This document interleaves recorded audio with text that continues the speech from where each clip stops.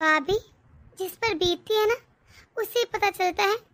Mummy ने तो क्या हुआ, मैंने सोचा था मेरे भैया और भाभी तो है ना, लेकिन मैंने ऐसा कभी नहीं सोचा था कि मेरे भैया भाभी भी मेरे साथ इस तरह का व्यवहार करेंगे। दीदी, आपको जब मालूम है कि आपके मम्मी पापा नहीं है तो क्या जरूरत है अपनी टांगे रानी की हर चीज में। दीदी, आप शादी में तो आ गई हो ना, आराम से दूसरों की तरह बैठकर खाना खाओ, सामने से सब कुछ देखो। जब फोटोशूट होगा ना तो बुला लेंगे तुम्हें भी। अरे दीदी, जरा बाहर निकल के देखो, जिन लोगों के माँ बाप नहीं ना होते उनकी भाभी तो नहीं पूछती भी नहीं। आप तो शुक्र करें मैं आपको बुला रही हूँ पियर में। एक दिन पहले ही सही बुला तो लिया ना।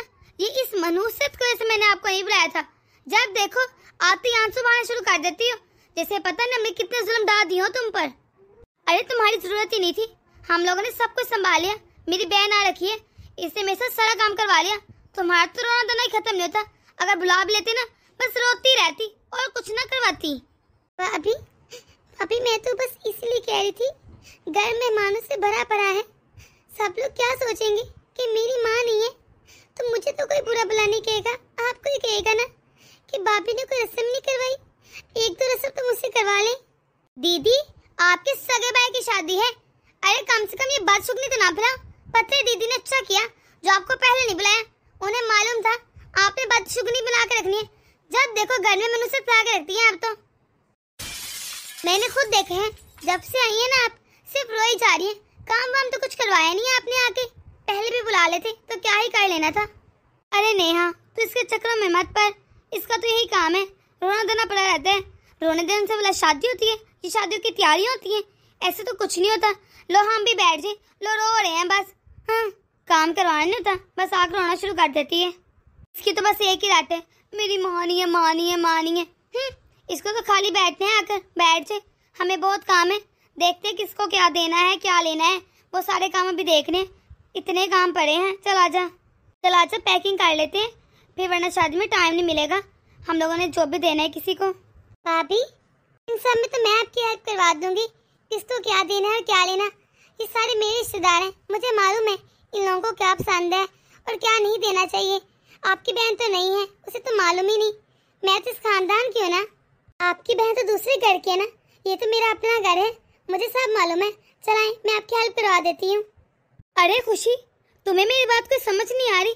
तुझे जब एक बार कहा है कि बाहर जाकर बैठ जा, जब तुम्हारी जरूरत होगी बुला लेंगे। तुम्हारी चची वची आ रखी है, उसके पास जाकर बैठ जाओ। जब फोटोशूट होगा ना तो बुला लेंगे तुम्हें। वैसे तुम्हारी कोई जरूरत नहीं इस घर में। हम लोग दोनों देख लेंगे मिलकर। और तुम्हें क्या पता क्या लेन देन करना है? अरे मुझे पता होगा ना, ये मेरा घर है, मैं जानती हूँ, और मैंने जो करना होगा ना खुद ही कर लूंगी। तुम्हारा कोई काम नहीं है, तुम बस आओ, बैठो, खाओ पियो और जाओ। घर के मामलात में दाखिल होने की कोई जरूरत नहीं, बाहर वाले तो बाहर वाले बन के रहो। लो बस हो गया, फिर रोना धोना शुरू। जा पीपी जा, तू तो जाके बैठ वहाँ। अरे देख ले तूने छोटी, बस हर वक्त इस तरह बदशुगनी फैलाई रहती है। माँ नहीं है। बंदा पूछे माँ किसकी बैठी रहती है, सबकी चली जाती है। चल छोड़ इसे, ऐसे मूड खराब कर दी इसने तो मेरा। हाँ सुन, वो जो मैंने हार तेरे लिए बनवाया है ना, उसे उठाकर बैग में रख दे, और जब पहनेगी ना तो कोई पूछेगा ना कहाँ से है, मेरा नाम न लेना, ना ही किसी को पता चलना चाहिए कि मैंने तुझे हार बनवा कर दिया है, वरना कभी कभी तो बहुत ज्यादा बोल जाती है। ये ना हो कि बता दे उनको। और वो जो मैंने तुझे साड़ी और लहंगे दिलवाए ना, ये ना को भी बोल दे मैंने तेरी चची ने बहुत मेहनत से दिलवाए हैं, पर उन्होंने कहा था पता नहीं चलना चाहिए, इसलिए वो भी कह देना कि तेरे पति ने दिलवाए हैं। किसी को कानों कान खबर नहीं होनी चाहिए कि हमने तुझे इतना कुछ लेकर दिया है, वरना तुझे पता है रिश्तेदारों का। पता तो है कैसे रो रो के सबकी हमदर्दियां लेती है, आगे इतना रो रही है। अगर उसे पता चल गया कि हमने तुझे इतना कुछ बनवा कर दिया, फिर ड्रामा करेगी, रोई जाएगी, और खामा खा में सब लोग मुझे बुरा बुला कहेंगे। उसे तो वैसे ही कोई बुरा कहते ही नहीं, मुझे कहते हैं। बस घर में कलेश हो जाएगा। किसी को ये नजर नहीं आता कि मेरे साथ कौन खड़ा है, मेरे काम कौन आ रहा है। मेरे काम तो सारे मेरी बहन आ रही है ना, मेरी ननद ने तो कुछ नहीं किया मेरे लिए, फिर मैं भला क्यों उसे दूं चीजें? मैं तो अपनी बहन को दूंगी ना। अरे अब देख, तुझे मैंने 1 महीने से बुला रखा है, तो अपने ससुराल से यहाँ आ गई है 1 महीने से, और आगे भी ना 1 माह तूने यहीं पर रुकना है। मुझे नहीं पता ये सारी चीजें कहाँ रखी है, तू ही सारा रख रही है। मुझसे नहीं होगा अकेले, किसी को ये तो नजर नहीं आता। तो अपना घर बार छोड़ कर आई है, तेरी सास ने पता नहीं कैसे जल्द दी होगी तुझे। हाँ दीदी, आप ठीक कह रही हैं, बड़ी मुश्किल से आई हूँ मैं तो। हाँ हाँ बहन, मुझे पता है। चल आजा, बाकी चीजें देख लें। अरे खुशी, तू एक ही तो बहन है इनकी, तू ऐन वक्त पर आ रही है। और वो जो बाहू की बहन है वो तो 1 महीना पहले आ रखी है। आने तो तुझे चाहिए, तू की इतनी लेट आ रही है। यहाँ तो उल्टा हिसाब हो रहा है। ऐसा क्यों है भला? तू क्यों नहीं आई? तुझे पता है मैं कब से तेरी राह देख रही थी कि कब आएगी खुशी, कब आएगी मेरी खुशी। अरे तो अब आ रही है। अरे मेरी बेटिया रानी, अगर तेरी माँ नहीं तो क्या हुआ? इसका मतलब तू अपने मेके में आएगी नहीं, कोई पैर नहीं रखेगी। नाराजगी वाराजगी छोड़, क्या रखा है नाराजगी में? अरे ऐसे अपने बहन भाइयों से कौन होता है भला नाराज? तूने सोचा दुनिया क्या बोलेगी? क्यों मुंह बना रखा है तूने अपनी भाई और भाभी से? दुनिया तो तुझे सुतेला बोलेगी, तुझे बुरा भला कहेगी। तू क्यों करती है ऐसा? अरे बेटा, अगर तेरी माँ नहीं है तो फिर क्या है? तेरा भाई है, तेरी भाभी है। रिश्तों को अपने बनाने से अपने बनते हैं, इस तरह थोड़ी न बनते हैं। क्यों नाराज होकर बैठ जाती है? चाची जी जब कोई बुलाएगा तभी आएंगे ना, बिना बुलाए तो नहीं आ सकते ना।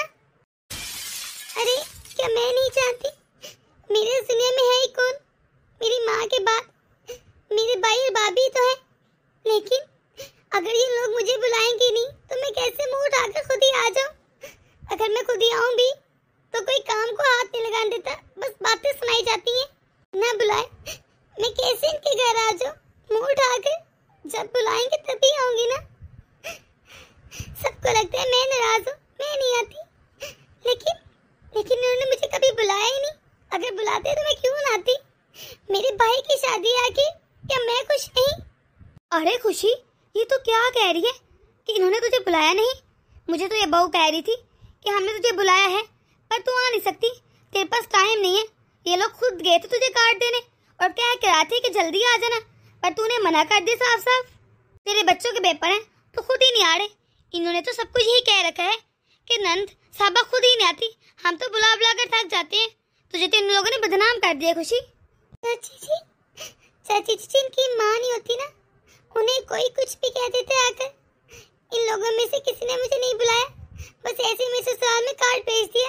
मैं तो उसी पर आ गई, बल्कि मेरे ससुराल वालों ने इतनी बातें बनाई कि तेरे भाई और भाभी कार्ड देने खुद नहीं है। मैं क्या कहूँ उनको, क्या कहती? अरे हद होगी, तू तो बहन है, तुझे तो 15-20 दिन पहले आना चाहिए था। अब देख, घर में मेहमान आए पड़े हैं, सब आगे चाची ताई, और तू अब आ रही है और तुझे बुलाया ही नहीं। मुझे तो आज पता चल रहा है, वो भी अभी तेरे मुंह से। और तो बहू ने अपनी बहन भी बुला रखी है, उसका क्या काम था भला 1 महीना पहले आने का? आने तो तुझे चाहिए था, सारे हिसाब किताब और लेन देन तुझे ही पता होगे ना, और सारे शगन तुझसे शुरू करने चाहिए थे। और हाँ, एक बात तो बता जरा, क्या तूने मना किया है कि तूने कोई रस्म नहीं करनी? सारी रस्में तुझे करनी चाहिए बेटा। ये बहू की बहन क्यों करती फिर रही है? मुझे बिल्कुल अच्छा नहीं लग रहा, एक आंख निभा रही मुझे। नहीं चाची जी, भला मैं मना क्यों करूँगी? मेरे भाई की शादी है, वो भी सबसे छोटे, इतने लाडला था मेरा। आपको पता है, मुझे तो ये कहा है भाभी ने कि मैं मेहमानों की तरह आऊं, बैठूं, खाना खाऊं और चली जाऊं। सारी रस्में हो गई हैं, बस हल्दी की रस्म रह गई है। तो उन्होंने कहा कि उसमें फोटोशूट के लिए बस बुलवा लूंगी, कोई जरूरत ही रस्में करने की मुझे इन लोगों ने साफ साफ मना कर दिया। कहती है तुम तो है ही मनहूस। आप ही बताएं फिर मैं कैसे आऊं, किस मुंह से आऊं? जब मैं पिछली बार आई थी ना, तो भाभी घर पर नहीं थी, अपने मेके गई थी। मैंने सोचा फिर क्या हुआ, भाई तो घर पर है ना, मैं अपने भाई के पास रुक जाऊंगी। लेकिन भाई ने मुझसे बिल्कुल अच्छे से बात नहीं की। भाई बिल्कुल बदल चुके, जो भाभी कहती है वही करते हैं। मैं क्या करूं चाची? ले दीदी, ये आपकी साड़ी, और जब आप जाएंगी ना तब आपको दीदी 101 रुपये आपके दे देंगी, ठीक है? और अभी से क्यों ये सब कुछ? जब एक बार शादी हो जाती तब दे देती भाभी मुझे। अरे नेहा, तू क्यों ये साड़ी देने? तेरा काम तो नहीं बनता। बहू कहाँ है? बहू को बेच, वो आकर देगी खुशी को साड़ी। तू क्यों दे रही है सब कुछ? जाकर अपनी बहन को बेच, वो पैर लगाई करेगी, वो सम्मान और इज्जत देगी इसको। तेरा तो कोई काम नहीं बनता देने का। चाची जी, बात ऐसी है कि सबको ये सब चीजें मैं ही दे रही हूँ। 1 महीने से आ रखी हूँ मैं। ये सारे सामान लेना देना मुझे ही मालूम है, मैंने ही रखा है और मैं ही दूंगी ना। मैंने आकर साड़ी खरीदारी कराई है, सारे कपड़े लटकाए हैं, तो मुझे ही मालूम होगा ना किसको क्या देना और क्या नहीं।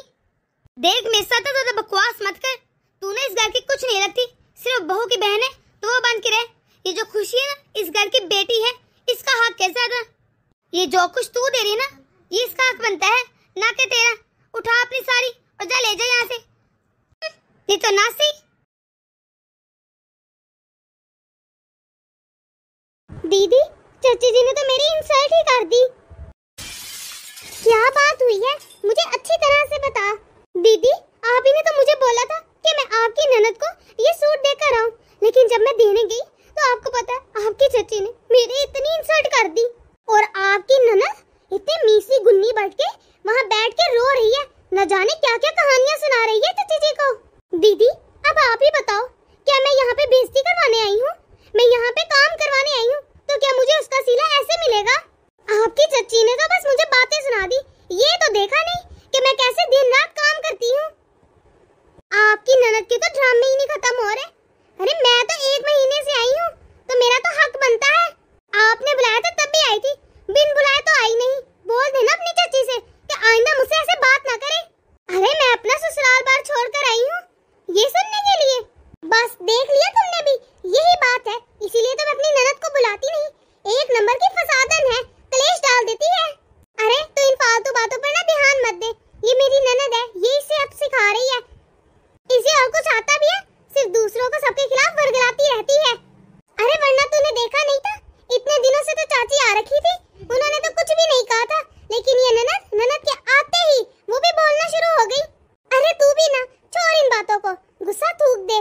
तू ऐसा कर, अच्छे से तैयार हो जा, आखिर शाम की रस्मों की तैयारी भी तो करनी है। अरे तू उसकी बातों का बिल्कुल ध्यान मत दे, अरे वो तो तुझसे जलती है, 1 नंबर की जल कुकड़ी है वो। अरे बहू, ये मैं क्या सुन रही हूँ?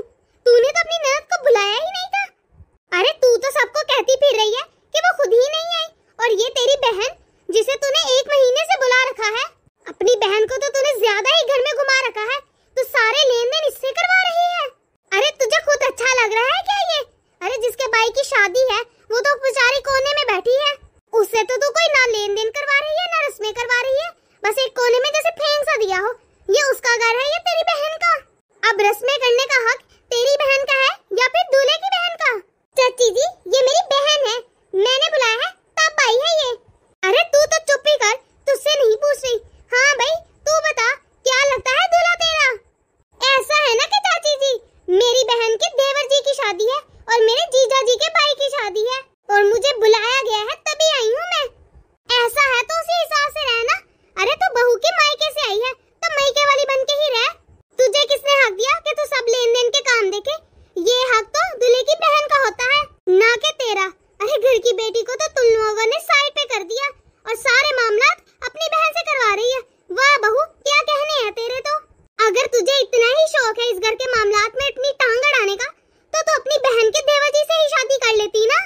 तू भी इस घर में बहू बनकर आ जाती अपनी बहन की तरह, तो अपने सारे शौक पूरे कर लेती। और तू बहू, तू अपनी बहन की शादी कहीं और क्यों की? अपने देवर से ही करवा लेती, ले आती उसे भी यहाँ, आराम से रहती दोनों बहनें। और अपनी जो ननद है जिसे तूने साइड पे कर रखा है, इस घर की बेटी का तो मान सम्मान करती नहीं है, बस अपनी बहन के साथ रहती आराम से, एक जैसी तो हो तुम दोनों। तुम लोगों को तो शर्म ही नहीं आती, उस बेचारी की तो माँ भी नहीं है, तुम लोगों की तो माँ भी है। अरे मैं पूछती हूँ, जब तुम दोनों के तुम्हारे भाई की शादी होगी तो तुम्हारी भाभी भी जब तुम लोगों के साथ ऐसा सलूक करेगी ना, तब पता चलेगा। तूने तो अपनी ननद के साथ इतना बुरा व्यवहार किया है कि उस बेचारी को तो रोने की कोई जगह भी नहीं मिल रही, वो बाहर बेचारी बैठ के रोए जा रही है मुसलसल। अरे तुम लोगों की बातें ही इतनी जहरीली होती हैं कि बंदा रोए नहीं तो क्या करे, बेचारी क्या करे, माँ बाप भी नहीं है और भाई भाभी है तो वो भी ऐसे निकले ना। मुझे एक बात बता कि कोई भी त्योहार हो तो तेरी बहन यहाँ आकर बैठ जाती है, क्या उसका कोई मायका नहीं है जो वो यहाँ आ जाती है? बजाय ये कि तू अपनी ननद को बुलाए तो इसे बुला लेती है, अपनी ननद को तो तू किसी त्योहार पे नहीं बुलाती। अरे त्योहार तो छोड़, तूने तो शादी पे भी उसे पराया कर दिया। अरे बेचारी 1 दिन पहले आ रही है, कहीं देखा है कि बहनें 1 दिन पहले आती हैं? तुझे चाहिए था उसे 1 महीना पहले बुलाती, और ऊपर से तुम मुझसे आके झूठ बोल रही है। क्या क्या बहाने बनाए कि तूने तो उसे बुलाया है, उसके पास तो टाइम नहीं है, उसके बच्चों के एग्जाम है। अरे तेरा बस चलता तो तू बुलाती ही ना, सिर्फ रिश्तेदारों के मुंह पे बुला लिया तूने 1 दिन पहले। बेचारी मेहमानों की तरह आई है कार्ड पर। क्या बहनें आती